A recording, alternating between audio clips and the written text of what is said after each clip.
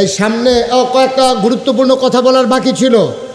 1 নম্বরের গুরুত্বপূর্ণ কথা হলো সামনে দুর্গাপূজা। সামনে দুর্গাপূজা আছে, আসেনিও সামনে যে দুর্গাপূজা আছে, এই দেশের শতকরা খুব খেয়াল করেন সিহন কথা, শতকরা 92 জন লোক এই দেশে মুসলমান। বাকি যারা 8% তারা হিন্দু আছে, বৌদ্ধ আছে, খ্রিস্টান আছে, জৈন আছে, পার্সি আছে, নিগোষ্ঠী আছে, উপজাতি আছে, পাহাড়ি আছে, গারো, বিভিন্ন ধরনের মানুষ মিললে 8%, আর আমরা মুসলমান 92%। সুতরাং যেই দেশে 100 জনে 92 জন লোক মুসলমান, এই দেশের তারা যারা অন্যান্য ধর্মের আছে তারারে যদি চাইয়া না রাখে তাহলে তারা কোনো এই দেশে থাকতে পারতো না, ঠিক কিনা কম? কারণ 92টা লোকের ভিতরে 100 লোকের ভিতরে 92 জন যদি মনে করে 8 জনের কন্যা, তো কোনে কোনো হগলে দেওয়ানো তো 2-3 জনের কন্যা বাহি তারা রমসাই নিয়ে তো হিতান্তি না। সুতরাং আমাদের কাছে আমানত, নবীজি আমানত রেখেছে তোমাদের কাছে, যারা যেই দেশে সংখ্যাগুরু মুসলমান, সংখ্যায় বেশি মুসলমান, এই দেশে অন্য ধর্মাবলম্বী মানুষগুলো তোমাদের কাছে আমানত, তারা যেন ধর্মকর্ম ঠিকভাবে করতে পারে। তোমরা তারারে মাইরো না, তোমরা তারারে দৌড়ন দিও না, তোমরা তারার মূর্তি ভাঙনের। আরে কত কত নবীজি কইছে রে। একদিন নবীজি কয় সাহাবারা তোমরা কেন আল্লাহরে গালি দিও না। সুবহানাল্লাহ, তোমরা কারে গালি দিও না? তো মুসলমান কি কখনো আল্লাহরে গালি দেয়? তো নবীজি এই কথা কইল করে, নবীজিকে তোমরা আল্লাহরে গালি দিও না। সাহাবারকে রাসূলুল্লাহ এটা কথা কইলে আমরা খারাপ দেখে কি এত খারাপ? আমরা আল্লাহরে গালি দেয়? হ্যাঁ, এই কাল করবো না, আল্লাহকে গালি দিবা না। আল্লাহরে গালি দিলাম কবে? তোমরা যদি অন্য দেবদেবীরে গালি দাও, তো হেতারা যদি আবার আল্লাহরে লইয়া গালি দেয়, তো তোমরার কারণে না হেতারা আল্লাহরে লইয়া গালি দিল, তো গালিটা যেন তুমিয়ে দিলা, ঠিক কিনা? দেখছেন নি কি সিহন কথা? সুবহানাল্লাহ কেন? তাহলে আমরা হিন্দু দেবদেবী লইয়া টিটকারি মারতাম না, তারাও যেন আমরা আল্লাহরে লইয়া টিটকারি মারতো না পারে। রাজি নি আমরা? 1 নাম্বার। 2 নাম্বারের কথা হলো হিন্দু ভাই মুসলমানের ফুতায় গিয়া সাইরা হিন্দু ভাই ফলাবাইয়া আছে, এইটা নিলোকে আমরা মুসলমানের ফুতায় এই জিন্সের প্যান্ট ফিন্দা টাইট গেঞ্জি গাও দিয়া ফেয়ার অ্যান্ড লাভলি লাগাইয়া তোমরা গিয়া তারার লোকে নাচনের দরকার নাই, ঠিক কিরকম? মুসলমানের ফুতায় হিন্দু বাইক গিয়া পূজা মণ্ডপে গিয়ে আমরা তারা নাচছ না। তোমরা লজ্জা সরবে একটু কম, এর লেগে কথাটা কম লাগছে।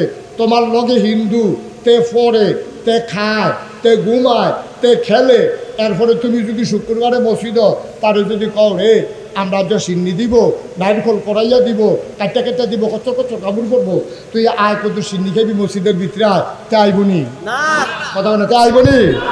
আমরা তো খানা শুনলাম কি আমরা হিন্দুর ফুতায় আমরা মসজিদে আইয়া না, আমরা মুসলমানের ফুতায় হিন্দু বাদ গিয়া মন্দিরের সামনে নাচছে, ঠিক কি রকম? আমরা লজ্জা সরম কুদুর কম, আমরা ডিম ফিটটা বিদায় হয়ে গেছে দুর্নীতি। কোনো মুসলমানের ফুতায় হিন্দু বাদ গিয়া নাচবা না, সর্বোচ্চ পাহারা দিবা। ইমাম সাহেব যারা আছেন তারা শুক্রবারে মসজিদে ওয়াজ করবেন যে হিন্দু বাড়িতে, হিন্দু মন্দিরে কোনো মুসলমানের সন্তান যেন আক্রমণ না করে। আমার কলিজার টুকরো যুবকেরা, তোমরা পাহারা দিবা। যেমন করে 5ই আগস্টের আন্দোলনের পরে, দ্বিতীয় স্বাধীনতার পরে আমরা কুমিল্লা শহরে যতগুলো মন্দির ছিল, আমি মুশতাক ফয়েজি সহ ওলামায়ে কেরাম, মাদ্রাসার ছাত্ররা, আমরা সবগুলো মন্দিরের সামনে পাহারা বসাইছি, যেন কোনো এই সুযোগ যেন না পায়। কারণ বাংলাদেশও একটা হিন্দু যদি ওমাগো কইয়া ছিলেন দেয়, ইন্ডিয়ার তারা কয় মারাছে রে,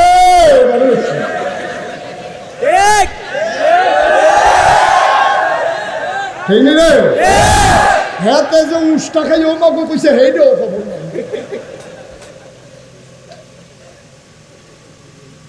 তারা কায়দা বিচারে। এখন এই নতুন বাংলাদেশ, আমরা স্বাধীন দেশ, ও ভোগে কত তো বাইরে দেখতে আছে চিন্তা করতে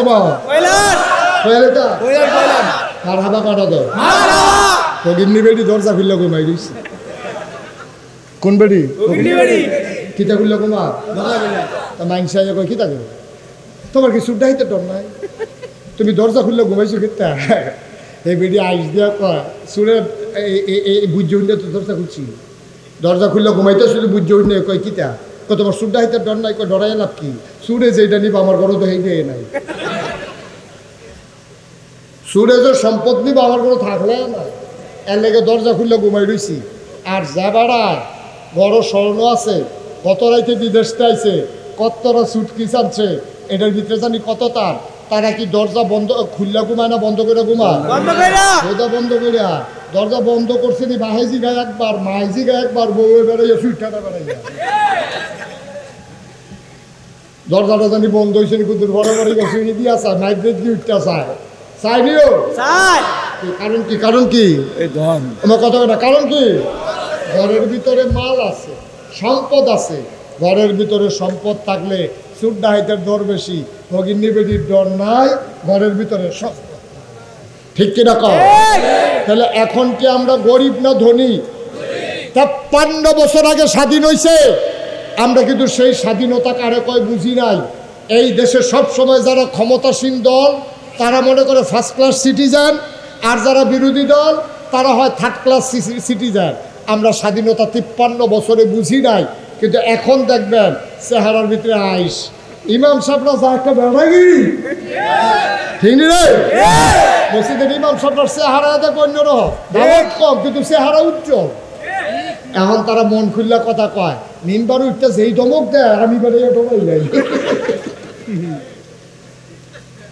এখন আমরা বাংলাদেশে বিশাল দামি একটা সম্পদ পাইছি এটার নাম হলো দ্বিতীয় স্বাধীনতা ঠিক কিরকম এখন বাপ বিদেশ চাইলে ফুতে বেড়াইয়া যেমন দরজাটা বন্ধ করে রাখতে চায় এখন যেহেতু আমরা স্বাধীন বাংলাদেশে মহামূল্যবান স্বাধীনতার মালিক এই স্বাধীনতাকে পাহারা দিয়ে রাখার দরকার আছে নাকি নাই এটার অনেক শত্রু আছে সুর আছে ডাহাইত আছে এই রাতেরতে আমার এই স্বাধীনতারে পাহারা দিয়ে রাউন লাগবো এখন যদি হিন্দুর বাইত আক্রমণ হয় একটা মূর্তি যদি বাংছে একটা ইন্ডিয়ার পত্রিকা তাইবে হাজার হাজার মূর্তি ভাঙ্গিয়া সুইয়া শেষ করে রয়েছে ঠিক কিনা বাংছে করারে একটারে তারা বানাই নেবে 1000 ঠিক কিনা তো বাংব দূরের কথা আমরা মূর্তির কাছেও কাউকে যাইতে দেব না ঠিক কিনা আমরা পাহারা দিয়ে রাখবো আমার দেশ আমার সম্পদ আমার কলিজা আমার ভালোবাসা সুতরাং এই দেশকে আমরা ভালোবেসে এই দেশে মুসলমান যেমনি থাকবে হিন্দুও তেমনি থাকবে সবাই স্বাধীন দেশে স্বাধীনভাবে থাকবে কারোর উপরে আক্রমণ করা আমাদের দরকার নাই ঠিক কিনা কথায় কথা হিন্দুরে খিচ চালাইবা নবীজি গীতা কইছে শুনছ নবীজি কইছে শোনো তোমরা সংখ্যায় বেশি দেখিয়া সংখ্যায় যারা কম তারার উপরে যদি আক্রমণ করো আমি নবীজি কিয়ামতের ময়দানে ওই মুসলমানের বিরুদ্ধে মামলা দেব যে কম পাইয়া হিন্দুর উপরে আক্রমণ করেছে আমি হব বাদী আর ওই মুসলমান যে আক্রমণ করেছে তাকে বানাবো আসামি আল্লাহ হবে সেই দিন বিচারক সুবহানাল্লাহ বলবেন খুব সাবধান আমরা যেন এই কাজটা না করি মনে থাকবে ইনশাআল্লাহ তাইলে যেন এই কাজ না হয় এই সামনের দিনে খেয়াল রাখতে হবে সাদাবাজি বন্ধ হয়েছে এই সাদাবাজি সমাজে আবার ফিরে আসতে দেওয়া হবে না ইনশাআল্লাহ ঠিক কিরকম সাদাবাজি হবে না টেন্ডারবাজি হবে না রাস্তার ধারে সিএনজির থেকে টাকা উঠানো হবে না জিবি বন্ধ বাস স্ট্যান্ডের ভিতরে চাঁদা উঠানো হবে না এরপরে নিমসার বাজারও এই ট্যাক্স বন্ধ সব কিছু সুন্দর করে আমরা নতুন করে স্বাধীন বাংলাদেশে স্বাধীনভাবে মাথা উঁচু করে বাঁচতে চাই ঠিক কিনা বলো এই দেশ হবে আল্লাহু আকবার আল্লাহু আকবার ঘরে ঘরে জালো ঘরে ঘরে জালো সবাই পড়ে না আমিন জোরে পড়ে না আমিন কথা মনে থাকবে ইনশাআল্লাহ কথা মনে থাকবে ইনশাআল্লাহ আমরা কেউ কারো উপরে জোর জুলুম করবো না জোর জুলুমের দিন শেষ যেই দিন গেছে একেবারেই গেছে যারা জোর জুলুম করছে তারা এখন বিচারা পাওয়া যায় না আমরাও জোর জুলুম কইরা আমরারে বিচারা পাওয়া যাইতো না আমরা সেই জায়গায় যাব না ইনশাআল্লাহ ঠিক কিনা আল্লাহ যেন হেফাজত করে সবাই কোনা আমিন আবার নামাজের মতো বইলাম সবাই মিলে তওবা করি আমরা টাইম গনাই আইছে আমরা যেই টাইম আল্লাহ দিয়েছিল এটা গনাই ভিতরে কারবারটা সেটা আমি তৈব ইনশাআল্লাহ আমরা যেন মাপ, কার কাছে না মাপ চাই? আমরা দুই একজন সবাই মিল্লা যারা বিদেশে আছে তারা লেগে আমরা দোয়া করা, আমার মা বোন যারা ঘরের কোনায় বইয়া রয়েছে সকলের লেগে আমরা সবাই মিললে, আব্বা আম্মা যারা কবর ঘুমাই রয়েছে সকলের লেগে আমরা দোয়া করা। দোয়ার আগে চলেন তওবা করি, আমিন কর, জোরে কোনা আমিন। সবাই চক্ষু বন্ধ করে বসেন, আমার সাথে পড়েন আউযু বিল্লাহি মিনাশ শাইতানির রাজিম। সবাই পড়েন আউযু বিল্লাহি মিনাশ শাইতানির রাজিম। আচ্ছা, একটা কথা মনে রয়েছে, এই তওবার আগে একটা কথা মনে হয়েছে, আমরা এখন তওবা করতে আছি। আপনারা জানেন